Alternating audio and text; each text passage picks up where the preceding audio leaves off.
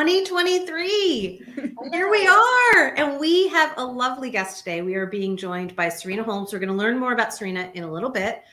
But we want to welcome all of you to Kick-Ass Conversations with Louise and Kim here, starting off a brand new year, a brand new month.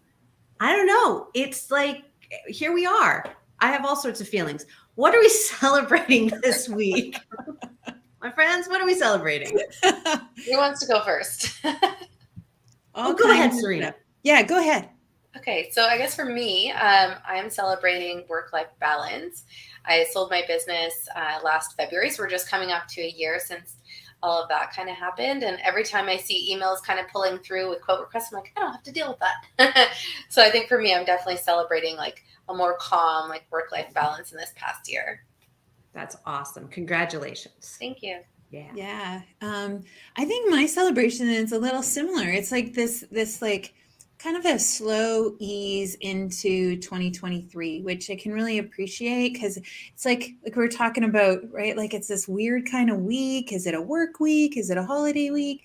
And so just really kind of, for me, I'm celebrating like just that slowness and not having to like rush into something by making a terrible plan, or right. It just feels to me a little bit more slow. I feel a little laid back, to be honest, that, I've got time to figure things out. I don't have all the answers, right at the beginning of the year.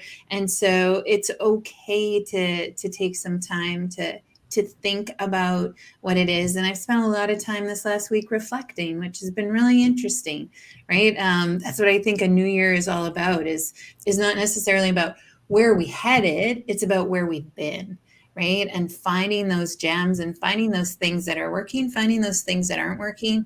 And then just taking the time to sit with it and say, what am I going to take forward? And what am I going to leave behind? I love that. And I love that. So I'm going to share that I'm celebrating much the same thing. We are here we have both Mercury and Mars in retrograde. We have the lunar Mercury, right? Tell ya. The lunar new year doesn't actually start until January 22nd. So like this energy isn't of, just because we changed the Gregorian calendar doesn't mean that our bodies, our minds, our energy is actually ready to step into this new year. And the way the timing was on kind of the break schedules for kiddos and where the holidays all broke into it, I kind of felt like for me, and I have a major event happening next week. Our daughter's bat mitzvah is happening next Saturday. So there's all this energy of, I need to get it done. And then I'm like, no, but I don't. I have time. Exactly. I have time. And that, the universe, planets, whatever, I'm being supported by that, in that energy of, it's okay to slow down. And it's okay to step into this new year at whatever pace is going to be needed. Just because just the Gregorian calendar got flipped doesn't mean we're like, oh my God, all the goals have to happen right now. And if I get one more of those emails, I seriously am going to start responding to them and be like, stop mansplaining what we're supposed to do. All right. Well, we are so excited, Serena, to have you here. I know we had a chance to chat with you a little bit before we started, but I'm going to let people know kind of who you are, and then I'll let you share for yourself. So prior to becoming a realtor and a real estate investor, correct? Mm-hmm. Okay. Serena ran her own multi-award winning brand experience agency called Tigress Events for Tigress. I'm so sorry. Tigress Events. Okay. We'll use a different accent, but Tigress Events. I'm from the States. I get things wrong. Okay. For close to 18 years. Under her leadership, she grew the agency to 10 full-time staff and over 2,200 part-time staff all across the country, and the country being Canada, which is a really big freaking country for those of us in the United States.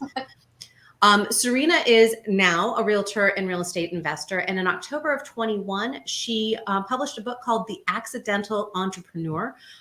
It chronicles how she went from a troubled childhood to a self-styled, multifaceted entrepreneurship in the hopes of helping others who may face similar challenges, either personally or professionally. It sounds like a great book, by the way.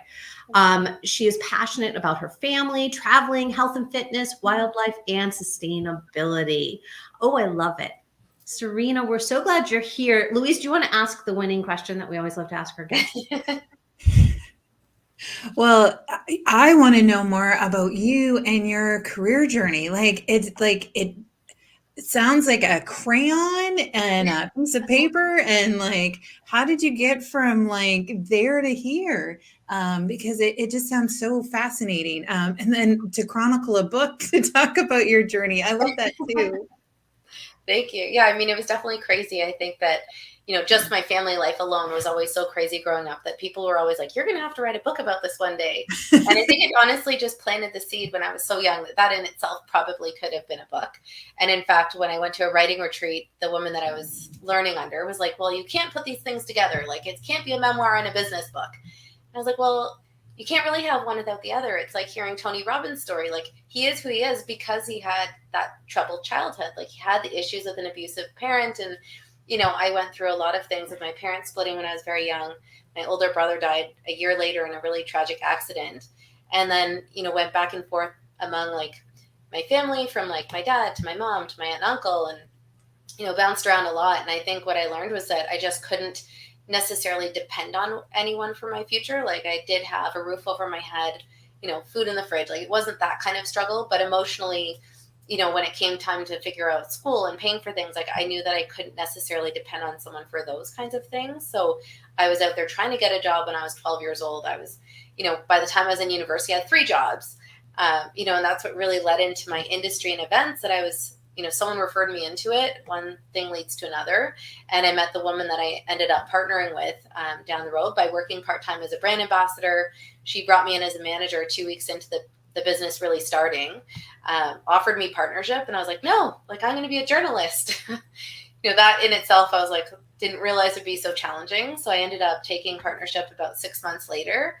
And then she left the company 4 years in very unexpectedly. So I was at a crossroads where I had to decide, do we walk away, like split what's in the bank and we go our separate ways? Do I buy her out, which is in the middle of the 2008 recession? Do I partner with someone? And ultimately I took the risk. So I bought her out, took a couple of years, and then I ran the business for an additional 14 years. Wow, that's phenomenal. And then, so how did you then translate that into real estate and real estate investing? Yeah. So I had been winging it really for the first 8 years. And we were in a situation where we lost our biggest client, which is a huge telecom company. And I was like, you know what, there's a lot I'm sure I don't know. So I started interviewing different coaches, and I hired a business coach for $1,200 a month for 2 meetings. And 2 of her biggest takeaways were to start really looking at our numbers and create a dashboard.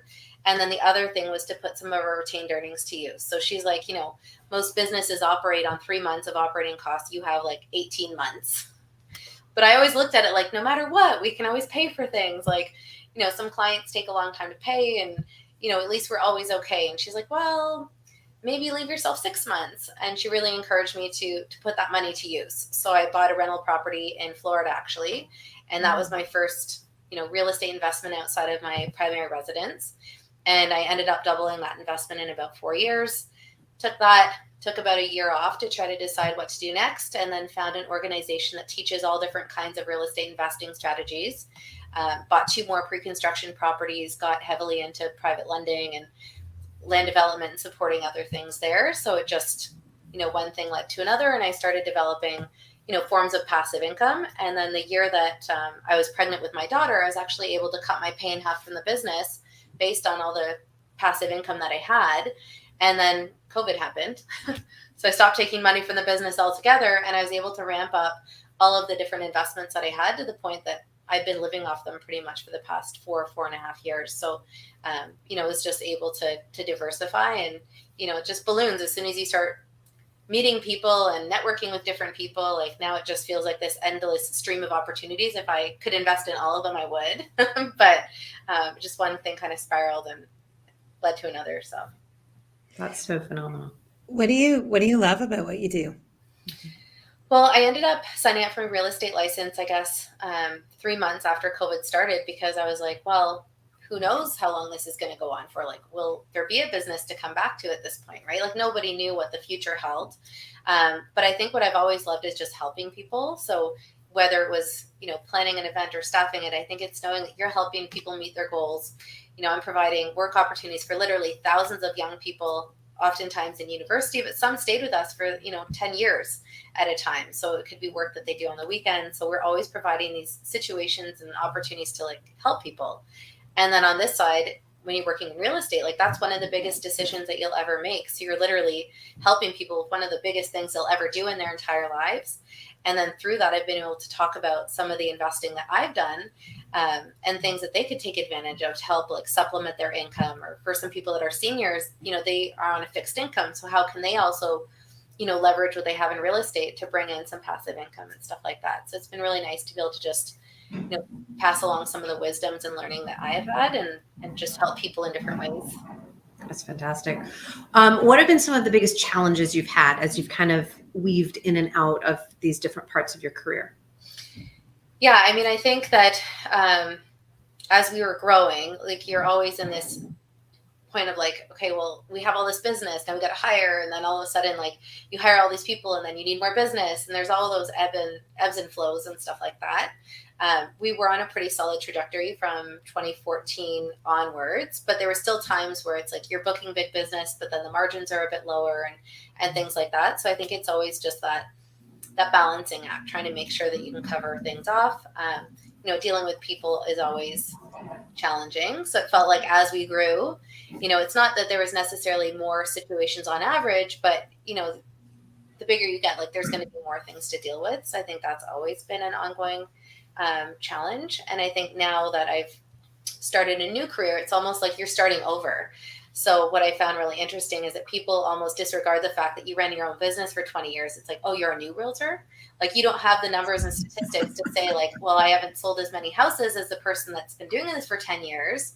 But you have all of these other things that are very complementary. And honestly, like planning to list a property is very similar to planning an event, like how you set up your suppliers and your deadlines. And, obviously you need to know your paperwork and there's some different things about it. But I found that that's maybe been a little bit harder than I would have expected, that people kind of look at it like I'm just coming out of university or something like that. So just starting completely from scratch is a bit of a weird situation to be in. Yeah. Like I think a lot of, because I talk to a lot of career pivoters, right? And that is an obstacle. It's a barrier often to like, how do you what you're doing, right? Like you can see the parallels. You can see that those tools in your toolbox that you had from, previous lives, previous careers, like they all come with you. It's not like we empty out our toolbox every time. And yet there's that perception that you have started over, but you haven't. It's not, you didn't start from the bottom. You might not have the numbers that support your experience, but you started, when you jump ladders, you jump ladders. You don't climb down and then climb back up, right? You jump across. Yeah. So it's been interesting. I would say it necessarily always matters, but sometimes if people were to say, well, how many listings do you have right now? Or, tell me about all the other houses you've sold this year. Like you're obviously coming in from a different spot. So you just try to, position yourself in a certain way and focus on the positives and stuff like that. So I think I had a decent first year. I think I was very protective of my time. It was the first time in 20 years I haven't had events to worry about during the summer. So as I got closer to last summer, I was like, you know what? My daughter's only going to be young once. I'm just going to like take this time with her because we're never going to have this time again. So I was very grateful to have had the experience that I've had. And then now that it's New Year, it's kind of like time to pick up and get things going again. Yeah. Well, and it's so interesting because I went from, I've done a lot of career pivots. The big one that people were like, wait, what? And they're sitting there scratching their head was I went from being an attorney to being a nonprofit executive, specifically on the fundraising side. People were like, why would you do that? There's a lot of reasons. And well, the thing that always fascinated me was this idea that being an attorney and having certain knowledge made me knowledgeable in everything that a nonprofit could need. And I learned fairly quickly that I did know more than I expected that I knew, but it was again, that thing. It's like they looked at me one way and they couldn't see me in this other way. So they didn't see me as a strategic thinker. They saw me as a legal thinker. Right. And I'm like, well, no, but I'm both. yes, I can look at something and understand the legalities of it and go through it that way, but I can also do this other type of strategic thinking that is in support here. So it is interesting because we can learn skills. And they're transferable in most cases. Right? And we can't learn experience. And what we take with us is the experience, and we get to then create this new knowledge base of our skills each time we change. Yeah.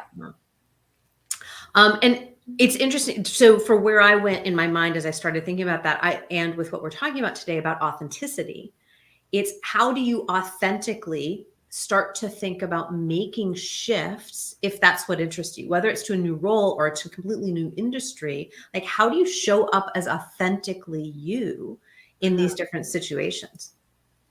Yeah, I mean, I think it's really a lot about alignment. So when I think back to running my own business, there's a lot of things that were nice. Like, I really love the fact that, like, I love the office that we kind of developed for ourselves. And that was one thing, even after COVID started, I go there a couple mornings a week to study. And it's like, I just, it was really hard to kind of walk away from that because it was like the testament to everything that you had built. And it was such an attachment to my identity in some ways, like in many, it's just people looked at you in that way. Right.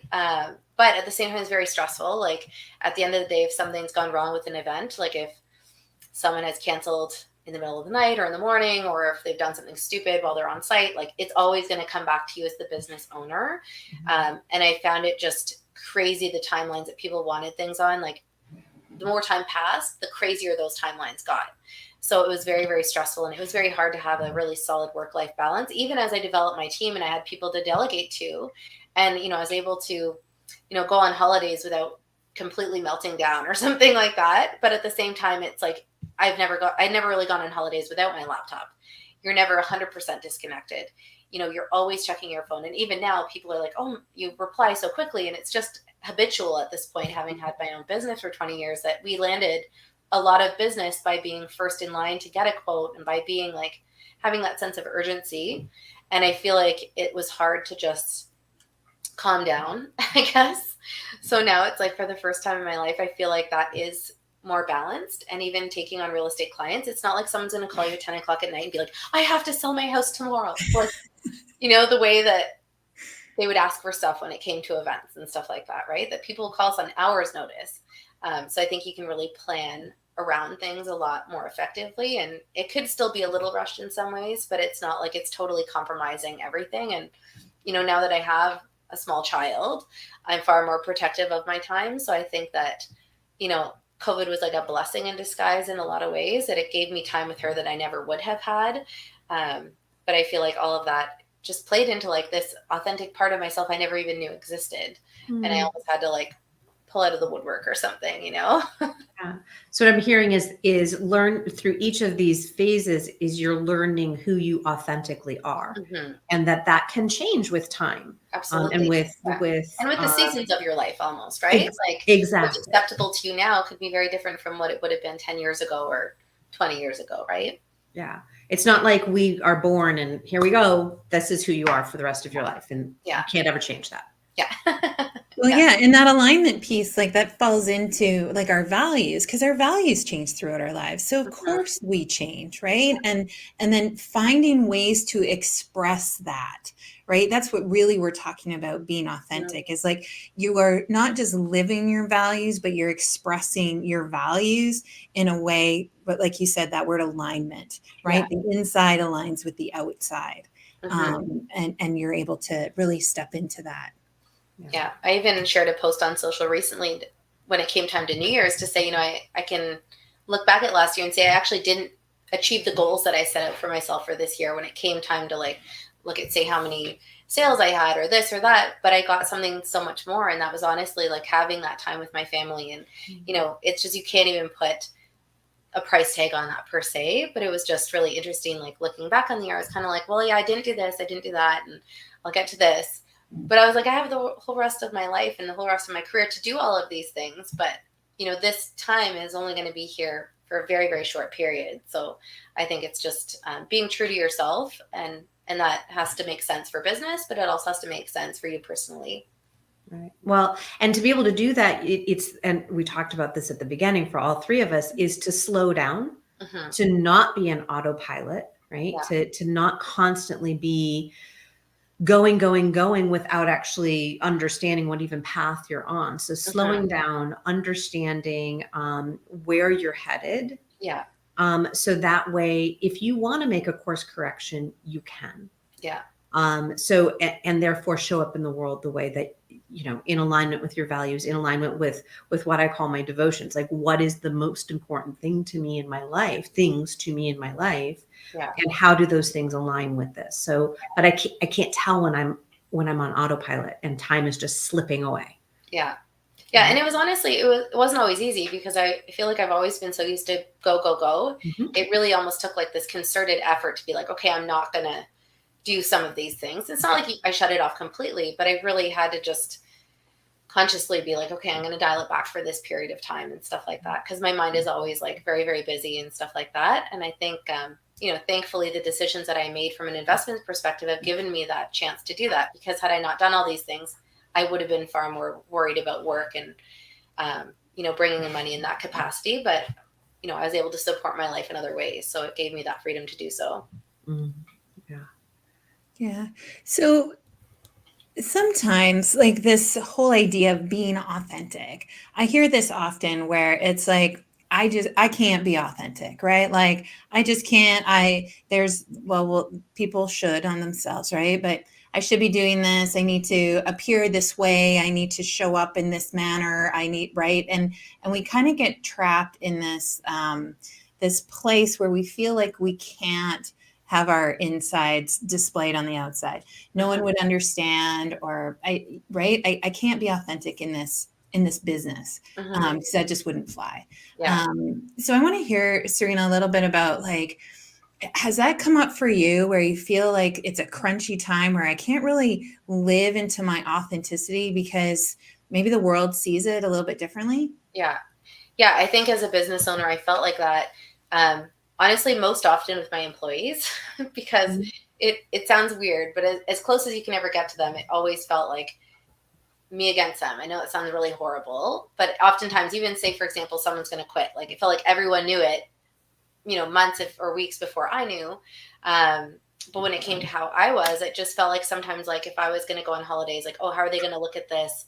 I'm spending money doing this, so they'll think I have all this money. And the reality was I actually used travel points to cover most of our holidays, like sometimes 90% of the cost of a holiday.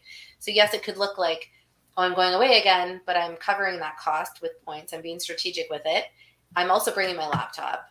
It's unusual that I would ever go a day without working when I'm on holidays. And in fact, sometimes my husband would be like, your laptop's like a magnet. Like, we'd come in and I'd immediately sit down for 2 hours. So it's not like when they're on holidays and they're off for like a week straight or 2 weeks straight, right? So I often felt like I was worried about the optics of things that I was doing, whether I was buying a new house or we were renovating, or, you know, the time that we were spending. Like, we had a cottage to go to, but it was my mother-in-law's cottage. It wasn't ours. But I feel like I was always worried about maybe how they perceived things.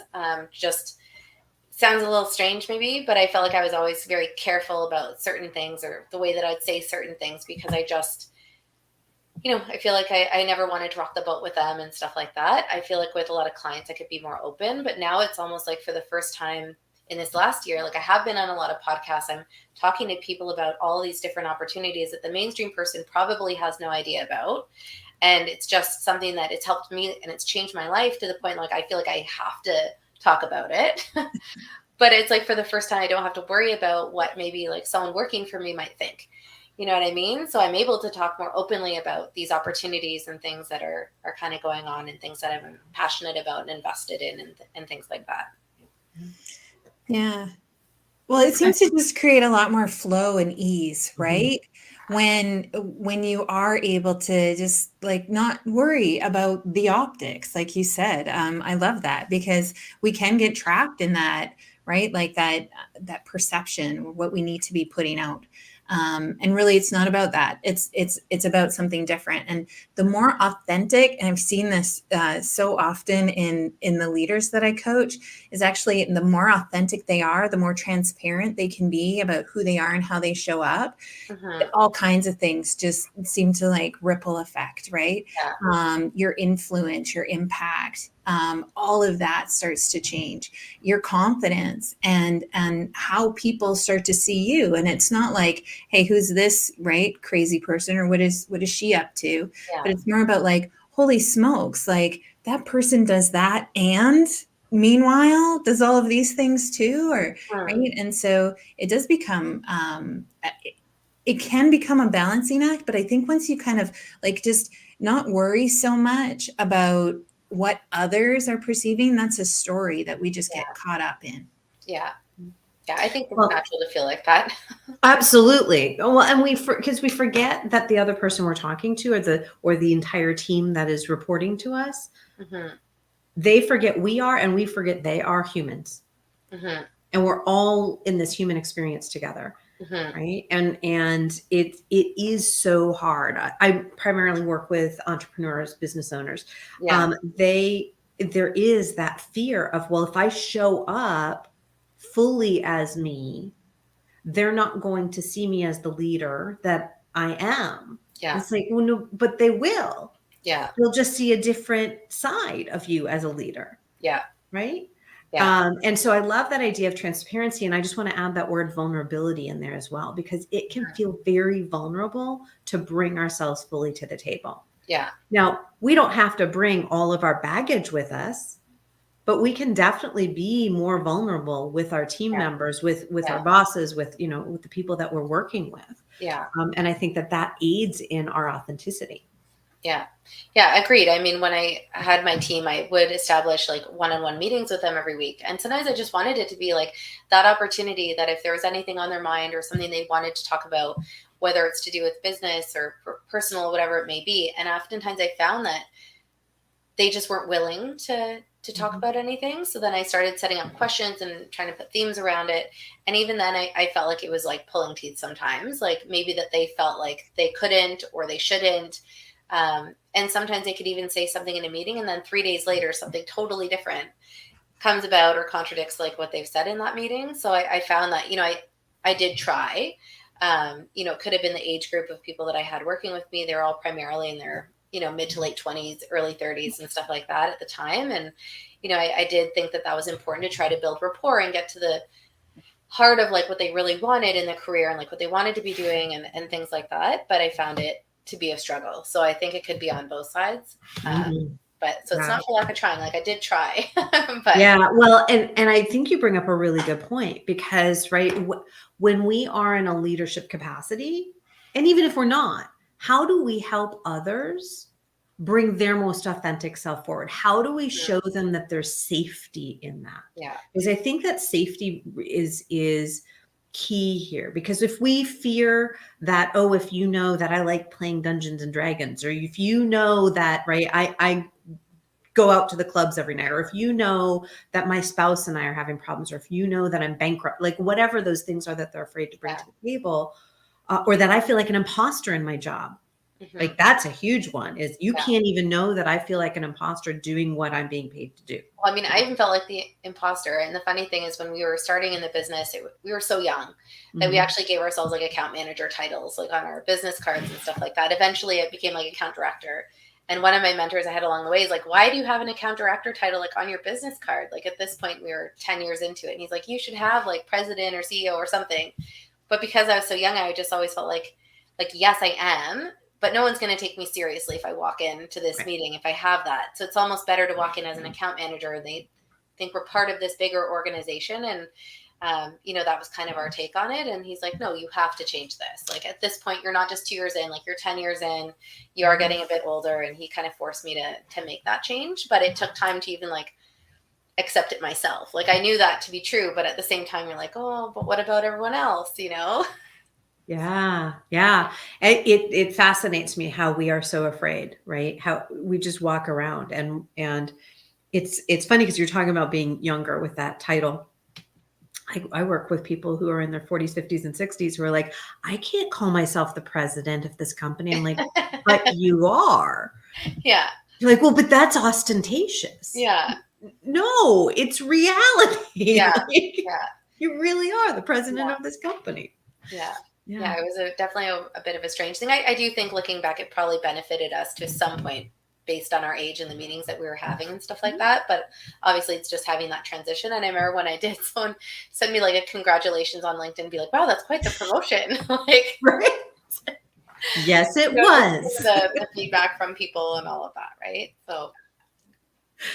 Yeah. And owning that, I think, is also, we're talking about authenticity is there's the ownership. So we've talked about transparency, vulnerability.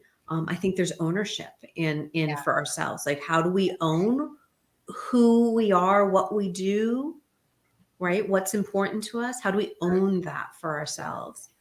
What else comes up for the two of you in terms of like what's important if we're going to cultivate for ourselves and to help others cultivate this idea of authenticity? I don't want people to confuse like authenticity with like being an asshole, right? Oh, good God, no.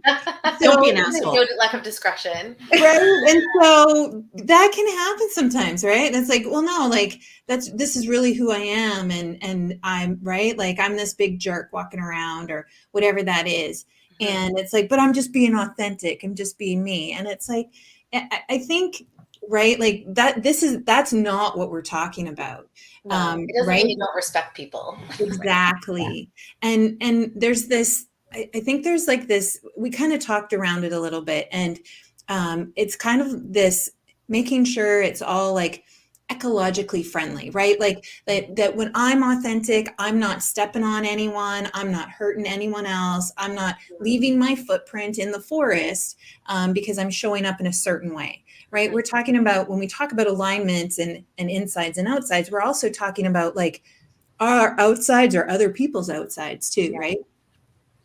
Yeah. So that shared environment, really, when you're talking about ecological friendliness. It's so funny because when you said that about not being an asshole, amen. Like if that is genuinely who you feel you are, if you feel like you are an asshole, then I guess be yourself, but own that you're an asshole. Like, or maybe we know you are already. What? Give people a disclaimer. Yeah, well, it's just like, I think the reality is I don't want to think that somebody's an asshole and they're not. Yeah.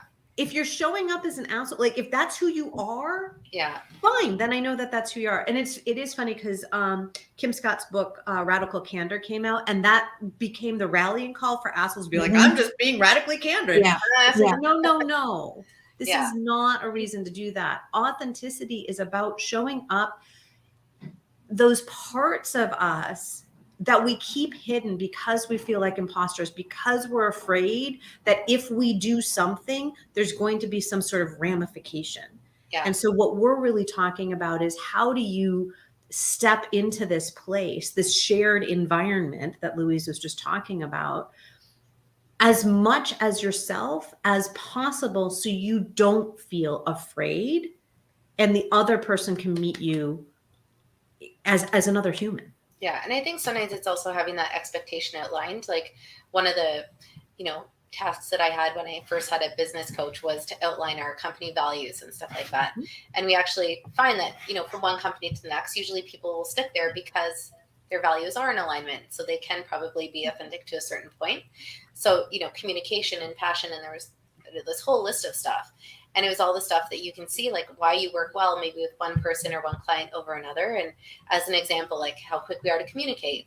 And we'd find that we would just lose our minds when you're working with a client that can take a week to respond on something you really need, or a staff member or something like that. So you'd start to give preference and priority to the people that do communicate in the same way that you do and have respect for your time in the same way and stuff like that, as opposed to the people that seem flaky or they kind of are wishy-washy and come in and out and stuff like that. So you start to establish the people that you work well with together, whether it's a client or a staff member or a colleague or something like that. So they were to the point we even had the values like on our boardroom wall, like just as that constant reminder of what we're all about and the things that were important to us and stuff like that. And I found that whenever we would get frustrated is, whenever there was a values misalignment or something like that.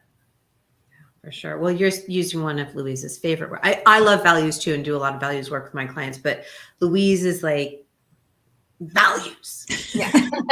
We just don't spend enough time, right, on defining what that is for ourselves. Like we all know we have values, Yeah. right? Like some are inherent to who we are, but we just don't take enough time to put it down on paper, to really look at it, and to actually use it as a tool. Right. Like you said, like businesses use it as a tool to make sure they're moving in the right direction. As humans, as people, we can use that as a tool too, through your career pivot, your change. If you feel like, right, you talk about being in alignment with your people, with your clients. Like if I don't know as an employee what my values are and I'm having a crappy time at work and I'm frustrated constantly, well, like let's check yourself, right? Like let's find out your values and where are you bumping up against the guardrails as you're moving forward. We just don't spend enough time talking about that because we're very flippant. Well, yeah, of course I have values, right? Like, yeah, I'm a decent human. Like, but I think the sign that like you're not meshing properly is when you are frustrated, when you are stressful, and stuff like that, right? You can see where there's things that aren't connecting properly. And the same could be said about family and relationships and stuff like that, right? If you find that you're constantly getting frustrated with the same thing, then, it's probably a good example of what's happening. Right. Well, and it's true in any relationship because we have those relationships with human beings. We have those relationships with businesses. We have those relationships with, food and sex and money and, drugs and alcohol. Like we use these things to kind of fix other parts of our relationships instead of, and so therefore we now have a new relationship that has to be managed. And so it when we do right size ourselves or put ourselves back on the path where we do know our values, we know what we're most devoted to in the world, then we have our GPS that we can move forward. We can set our intentions to show up around those things and therefore be our most authentic selves. And so while it is a buzzword out there, right? Be your most authentic self. There's actually some truth behind it in that, right? It's going to reduce our stress. We're going to be able to show up more happy in our work, in our lives. We're going to choose relationships that are healthy for us because we're in alignment. And so it's interesting to me that we keep coming back to this idea of alignment and authenticity. Yeah, maybe you just can't have one without the other. No, I don't think so. Yeah. I don't think so. Yeah. Yeah. So I would love to know on that point, like, what are our takeaways from today's conversation? What are our golden nuggets? Yeah, I think one thing I'd heard, I think it was like Dr. Phil, honestly, but he just says, once you acknowledge something, you can change it. So I think acknowledging what's important to you and, what it takes for you to be your best self and what those values mean for you, you can be more aware of what you need from the people that are in your lives and what you need maybe from your career or for the position that you're in and stuff like that. But if you're just kind of like walking into it blindly, you could find yourself in a company that you don't want to be a part of or working in a job that you're not comfortable with or something like that. And, even as a realtor, a big thing for us is that we're bound by the code of ethics. And sometimes I'm always surprised to hear realtors get such a bad rap for being like greasy salespeople or this or that. And, I just think it undermines everything that the profession is supposed to stand for, which is really like looking out for a client's best interests, whatever that may be, right? So I just, for me, I believe that you have to help people in whatever capacity that is. And if that means like maybe they want this today, but 6 months from now is better for them, like you're just patient until that time is better, right? You don't try to talk them into something that isn't going to work for their family or their finances or something like that. And, I think you just have to instill in yourself what matters most to you and then live your life according to that. Yeah. I love that code of ethics. It's almost like our time together today. We were talking about like your code of authentic you, like your code of authenticity, right? It is like a genetic code almost. And how are you putting that out into the world, right? And Serena, like through our whole time together today, you just being so authentic and sharing, right? Your journey and how you got to where you are and all of those things, right? And living those values, right? Making sure you were in alignment. And that was the first thing you said when we talked today was alignment. And I just think that was our thread throughout our whole conversation today. And I just love that. I love that whole idea of like your code of like authentic you or whatever that looks like. I'm not wordsmithy today. Right? We all understand. Yeah. Yeah. The idea of this code of authenticity, and what to take it kind of a step further, right? Because we were talking about alignment and authenticity, and I couldn't agree with you more, Louise, just Serena, what you've shared today. Clearly being in alignment for yourself, but then also just showing up so authentically on this podcast, but also just in the world with the work that you're doing, with the book that you've written and what you're sharing, and how you're sharing it with your clients. This code that we're talking about, this code of authenticity, is for us, and it's for us to help support other people find their code of authenticity, right? Yeah. So we talked about some of those tools of using transparency and vulnerability and ownership and this shared ecosystem that we're in, so that we can start to develop these codes for ourselves, but we can share our code with others to encourage them to be their most authentic selves as well. Yeah. Beautiful conversation.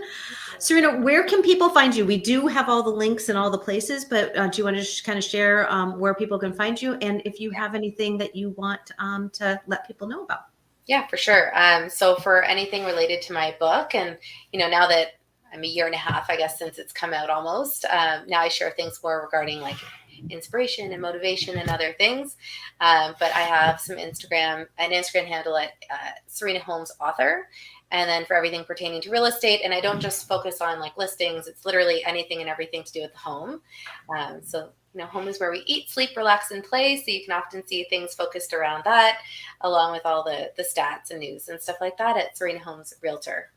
Fantastic. And again, I always point the wrong way, but it's wherever the text is on this. It's pretty much the same across all social platforms. I know it's usually down below, but if you're also listening, I don't know where it is on your listening. So in the notes. It's in the notes. So we are excited. Next week we are going to. Was that Charlie? Yeah, he just woke up. Charlie, you're late today. My daughter's not here. Oh, is that your daughter's name? No. I just heard the sounds in the background.